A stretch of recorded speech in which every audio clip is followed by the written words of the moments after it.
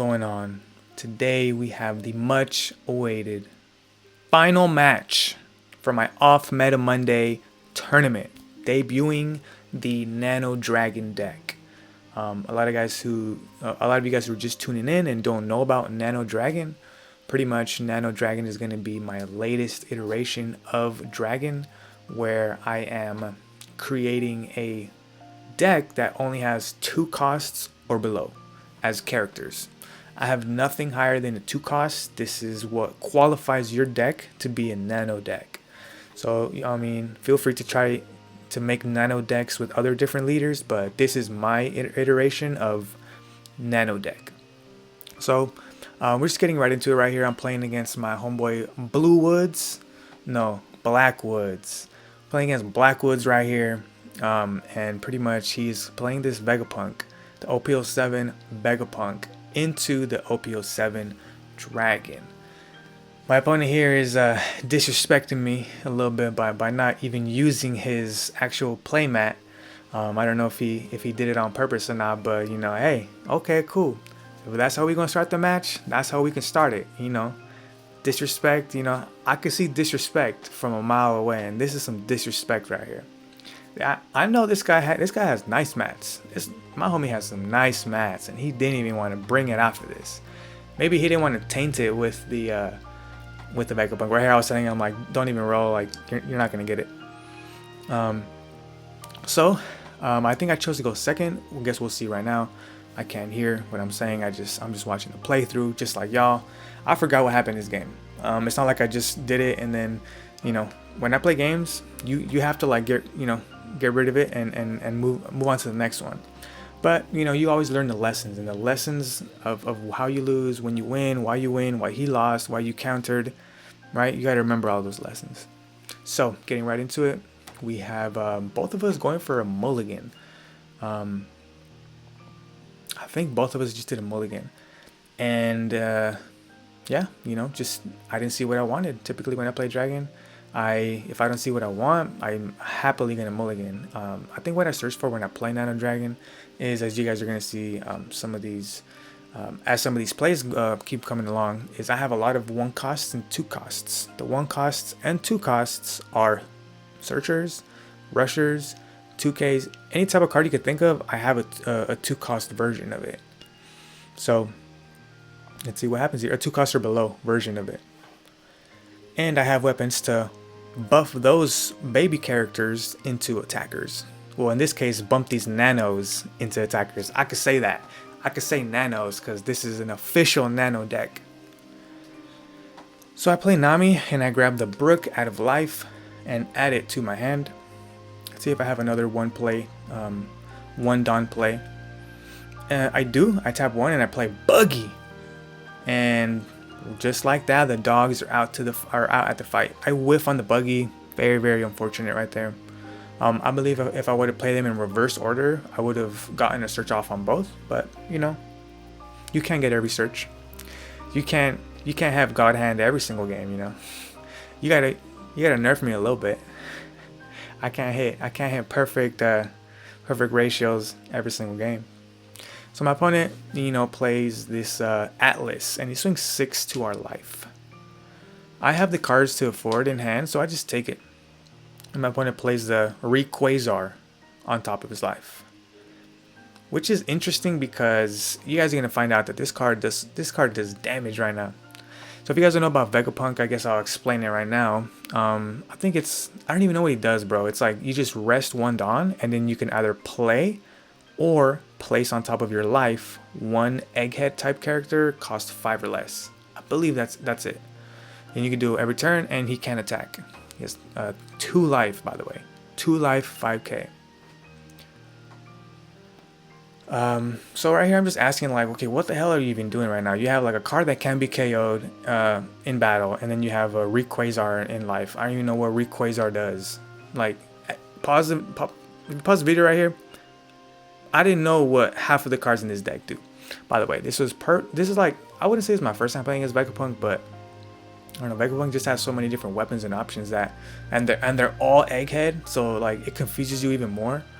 Like, you don't know which card is the one that draws and which is the one that you should or shouldn't attack. Like You gotta really know what this deck does if you wanna, actually play against it. If you don't know what it does and you just get sucked into the Vegapunk trap, you just get sucked into Egghead Island, like it's just GG's. So I send attack to life and my opponent just gets the card and just adds it to his hand, and I'm just like, wait, what the hell? I was expecting something to happen.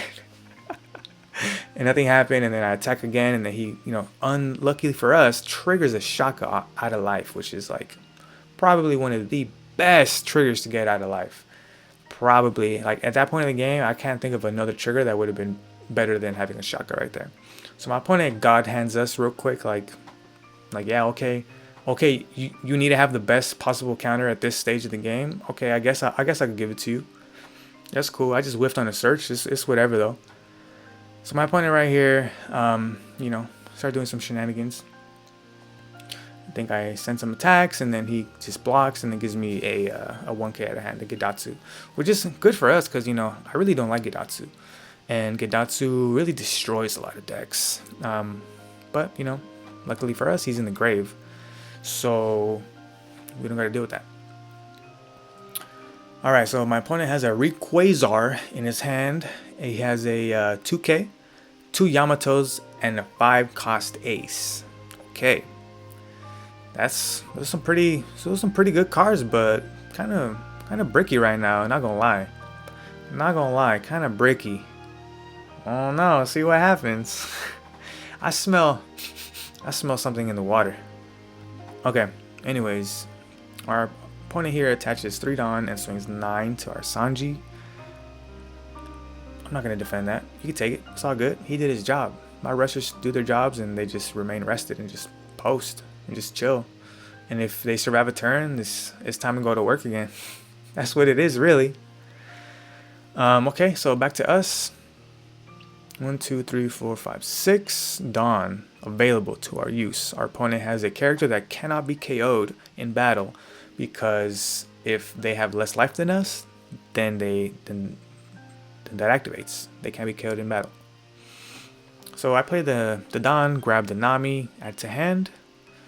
I grab 2 Dawn, and I put it on Brook, and I swing 5 to lead, seeing if he blocks or if he just takes it. Because if he blocks, then my targets have switched. Now I'm going for the Shaka. So our opponent plays the 2k off life, and just filters his hand. He can get rid of some bricks here, which he does get rid of one of the bricks, one of the 9-cost Yamatos, and let's see what else he gets rid of.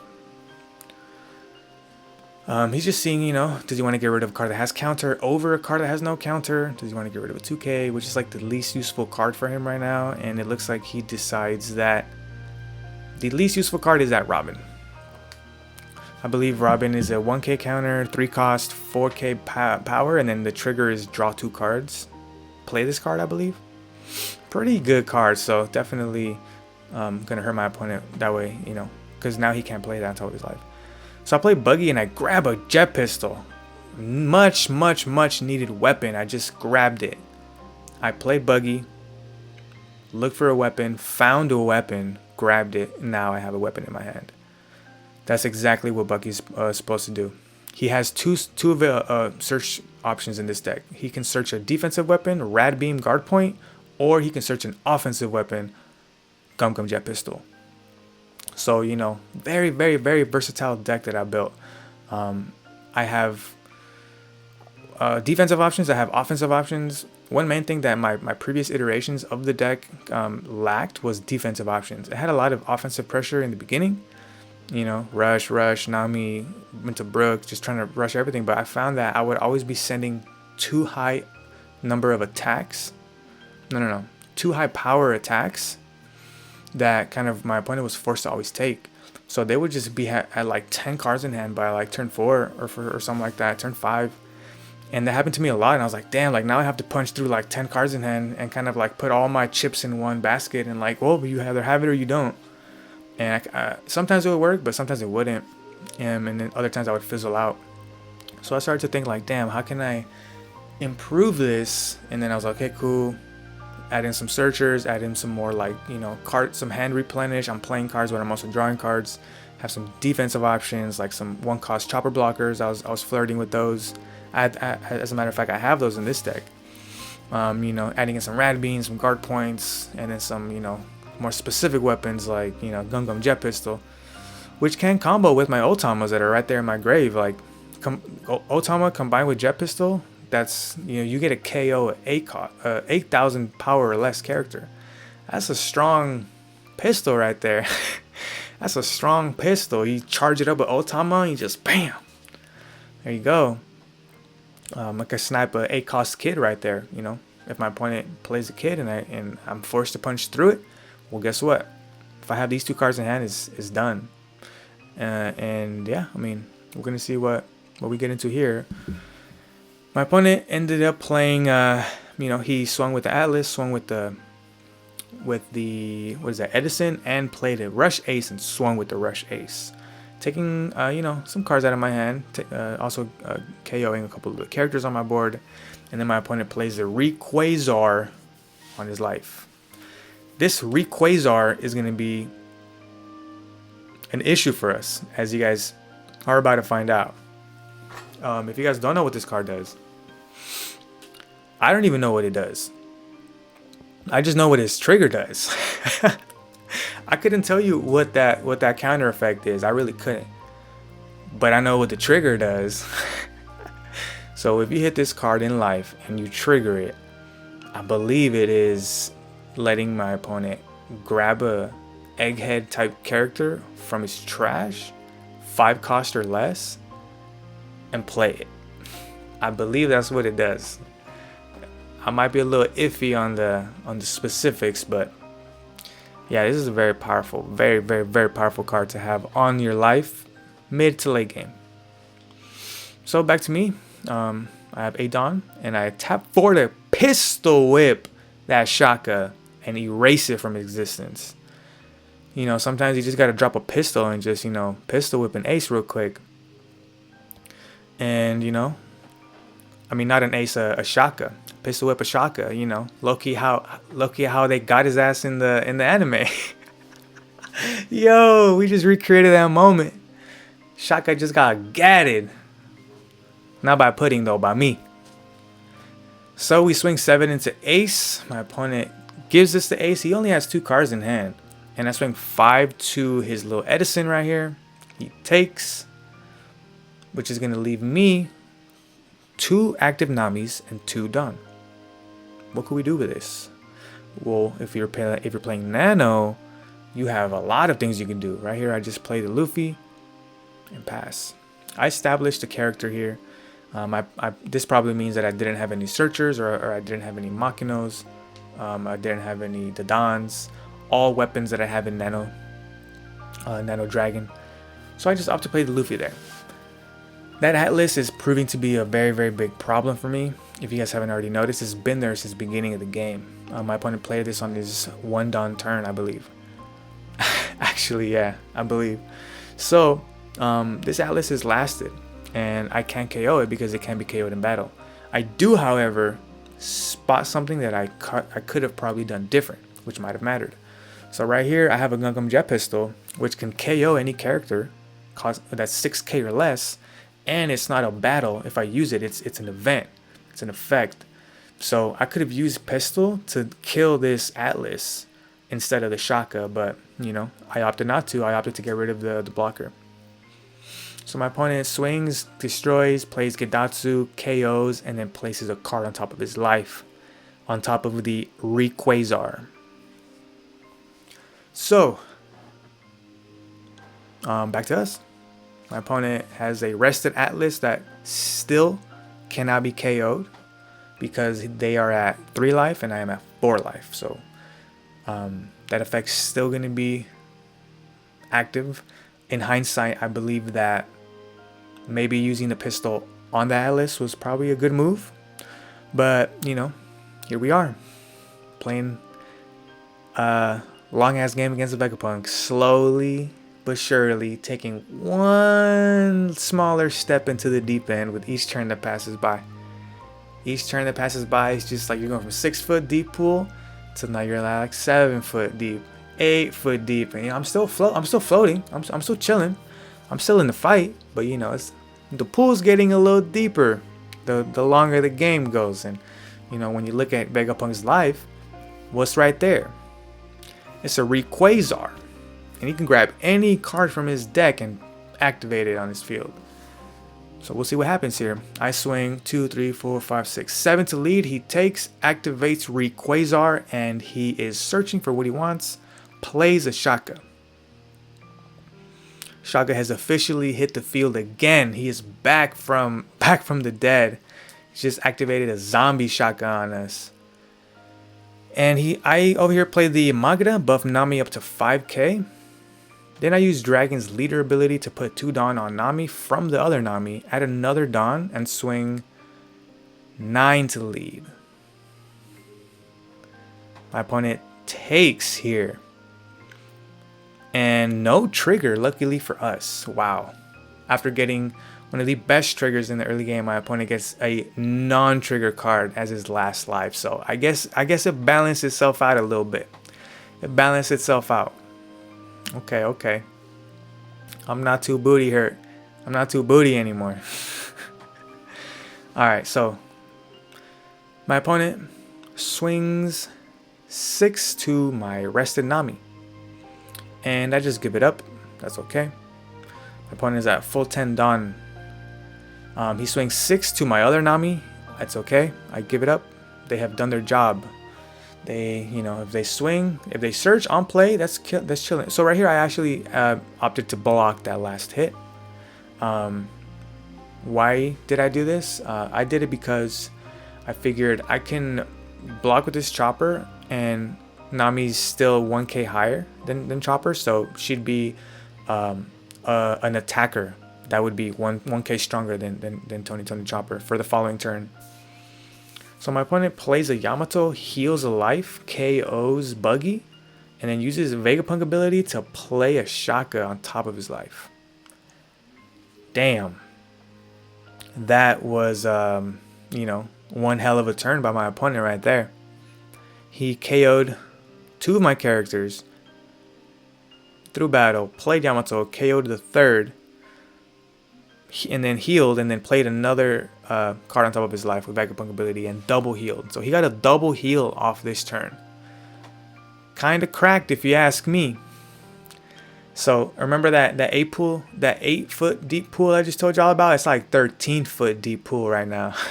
It's like a 13-foot pool. I'm like, I can no longer feel the bottom. I'm just floating. But now maybe I'm like, I'm putting a little bit more effort. I'm kind of swimming a little faster. I'm like, oh shit, I don't want to sink down. Like, if I stop, I sink, right? So like, we in that deep end now. We in that deep end. It's now or never. It's now or nothing. We sense emergency. There's some urgency in the atmosphere right now. So I send 6 to life. My opponent gives me a 2k. I send 6 to life. My opponent activates Shaka off life. Play Shaka. Let's see what we end up doing here. My opponent's board is looking pretty menacing right about now. He has a character that can be KO'd, a character that KO'd my character, 2 blockers, one that came from his graveyard and one that came off of his life, and he has a Yamato. My boy brought the army out to take Nano Dragon on. It really takes an army to go toe to toe against this deck right here. You need the Avengers on the court. You need the Avengers on the board right now. Man, we just got a Nami, bro. You scared of a Nami? Like, you need all of this for Nano Dragon, bro? Come on, dog. We are gonna go ahead and send 2, 3, 4, 5, 6, 7 to lead. My opponent gives me one of the Shakas. We chip away. I play Sanji. I use Dragon. I'm gonna use Dragon Leader ability. I should. No, I don't, because I've already used Dragon Leader ability, I believe. Anyways, I play Sanji so that I can establish him the following turn. Establish him as a free 2 on the following turn. So my opponent sends 6 to Nami. I take it. He sends another 6 to Magda. I take it. Let's see what he ends up opting for right here. My opponent swings 9 to my lead. and I take. No trigger. And my opponent plays the rush ace and swings 10 to lead. I take and I activate jet pistol. Boom! Get that shaka out of here. 2 times. 2 times I got it shaka. Just like in the anime. What's up? What's up? Boom, boom, boom. Get that out of here. Yeah, my opponent can hit the best card off his life. I could do that too. I could do that too. What's up? You ain't the only one like a style when the cameras come out.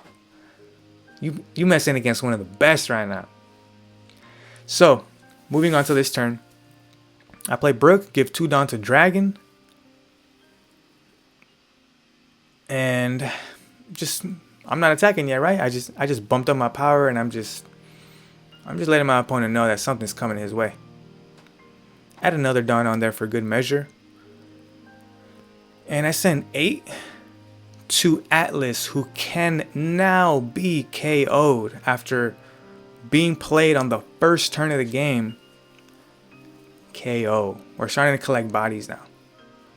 The bodies are piling up. My opponent's grave is getting a little fat. So I play Otama to reduce by 2k. And I'm just counting up my Dawn right now. I use leader ability and then I swing a whole bunch to Yamato. And my opponent takes it and I pass turn. So y'all saw there the usage of Yamato. Of Otama. Yes, she serves as a 2k counter in hand. But she's also a 1 cost red, so she can be searched by the Dawn whenever I needed 2k. And she's also a reducer on play. So she has 3 very, very, very valuable assets. So my opponent swings, I give a guard point. And he swings at Sanji and I take. And my opponent, let's see what he ends up doing here. He plays Gedatsu, a second Gedatsu, and KOs my Brook and places a Rayquaza on top of his life. He places a Rayquaza, the card that we just seen bring back a Shaka from the grave, and play it. Just played a Rayquaza. So what does that mean for us? It means that whenever we hit his life right there, that Rayquaza, it's just gonna convert itself into a Shaka. So taking that into consideration, and then taking a look at my board right here, I think we're right where we want to be. I think we're heading into our comfort zone.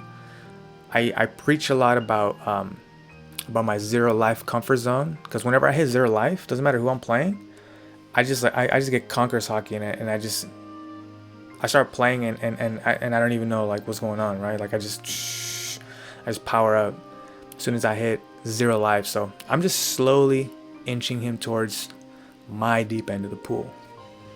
Yeah, we're at like 15 foot deep, but now, you know, I'm used to this. So I send some attacks his way, boom, and then I send 4 plus 5, 9 to his Gedatsu and KO it. So really quick board wipe right here. You know, I did have the options. Well, I didn't have many options because my hand size is looking pretty small because I was getting starved. So here my opponent plays the 7 cost Big Mom, and I choose to give him a life because our life is already so low. We really don't want to be trashing our life right now. We're not in the position to be trashing life. So my opponent here is gonna, you know, tap a card and play a Lilith on top of his life, which is a searcher on play. I think look at the top 5 cards and select one egghead type character and add it to your hand. So my opponent is at 5 life now, and we are kind of having not the greatest turn, I would say. I've had worse turns, but you know, this isn't even like the worst situation I've ever been in. But you know, we do have some options in our hand. So we sent 6 to Gedatsu, and I don't think my opponent has any cards in hand, so we have the card advantage over our opponent right here. Definitely worked hard all game to get to this stage. And then I tap 1 to play Chopper. Let's see what else we do here. I have 8 Dawn active. And I pass turn. Pass turn with 8 Dawn active. What's up? Oh, we're chilling. I play the Chopper. He can only attack once per turn because, you know, he can only attack this. I have a blocker for his only attacker, Charlotte Linlin. So we're looking good right here. My opponent draws a Search, which is kind of a crazy card to top deck when you think about it. Like, yeah, let me just draw a card that I could use to draw any card that I need in this specific situation. I don't know. Kind of looks like a lucky draw to me, but you know, hey, sometimes we're all lucky and sometimes we're unlucky. But you know, my opponent here getting lucky by getting that card in his life and then drawing the Searcher right now when he has 0 cards in hand. Impeccable King of Luck. I approve. Anyways, we send 5 to my lead to my opponent right here. He has no cards to counter with, so he's forced to take it, and then he plays the Lilith, which is gonna draw him the Monkey D. Luffy. So now I know he has 1k counter in hand. And then I attach 5 Dawn to Otama. And I send 5 to life. My opponent takes it. I believe that looks like it's a Rush Ace. And I use Leader Effect to grab 2 Dawn from Otama. And I put it on Chopper. And I send 6 to life. And my opponent activates the Rayquaza.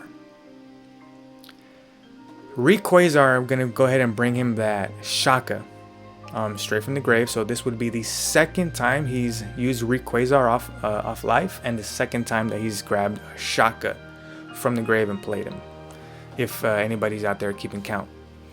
So my opponent swings 5 to Chopper. I take. My opponent swings 6 to life. I have 2 cards in hand, and I take this one. I do have 2 Dawn up. Let's not forget that. One of those Dawn is going to be used for Rad Beam to bump up to 9k to block his 6k attack. And my opponent here swings 8 to lead. And I use 1 Dawn to bump up to 9k again. And my opponent activates Luffy to KO my Otama. That's weird.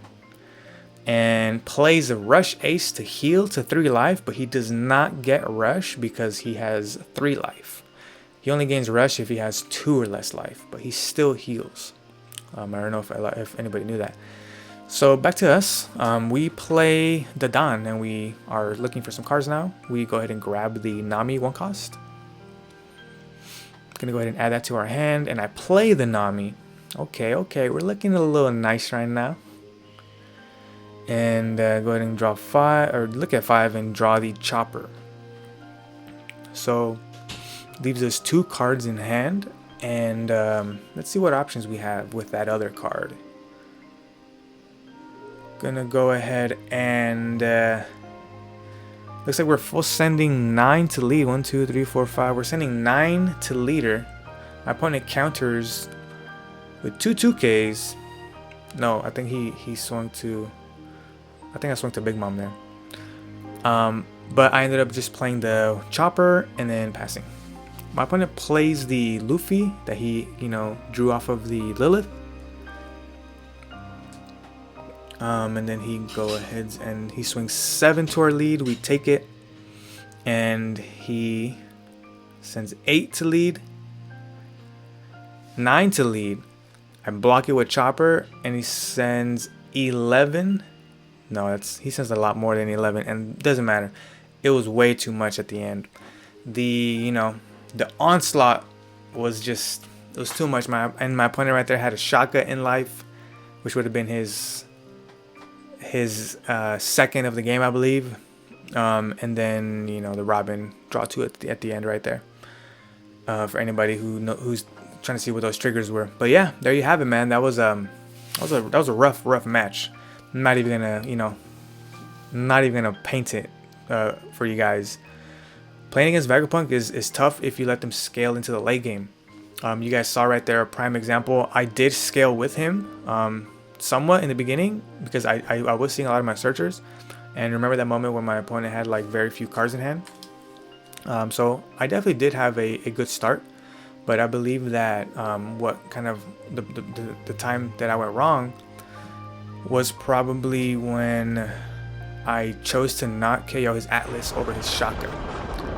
Looking back, that might have been one of the reasons where, you know, maybe if I get rid of that, he blocks with the Shaka the following turn and KOs it anyway, so I would have still got rid of both. That's the only thing that comes to my mind. And then, you know, him just kind of having that one extra character, kind of, I started feeling it the later the game went. But that was a great game. The thing that I learned about this though was, so after this loss, I completely started to look at ways how to rebuild Dragon from the ground up. Nano's good, but I feel like it could be better. And by, you know, putting in some 2K Sanjis, I think, to be able to draw from my life, like when I'm in situations like that, would definitely help. So maybe replacing some cards with some Sanjis would have been good here. Maybe having some higher cost stuff would have helped, like some Kid Killers, just kind of have that last punch. Maybe an 8 cost Dragon just to have that last punch would be nice to have. Maybe even as like a one of, you know, just to have the option available to you, because one of in hand like never feels bad, especially when the rest of your deck is really consistent like this. So pretty much this was the tournament right there. I ended up finishing 2-2 for off meta night, taking my Nano Dragon deck. This was the first time I ever played it in person, so it was definitely a good time. I played against some really good people. If y'all didn't see by these matches, a bunch of really good players, pretty much, the homies. And there you have it. If you guys aren't already a part of my Discord, go ahead and click the link in the description. I left an invite code right there. You just got to click it and it opens Discord by itself. So join there if you want to, you know, be a part of the crew. If you want to hang out, we be, you know, playing on sim all the time. We're building decks all the time, talking about the game. I have a channel that posts all the new cards, so every time that there's new stuff coming out, we're kind of the first people to kind of talk about it. But yeah, so there you have it. That was a great little series. This is kind of the last video to wrap that up, and I will catch you guys on the next one. Later.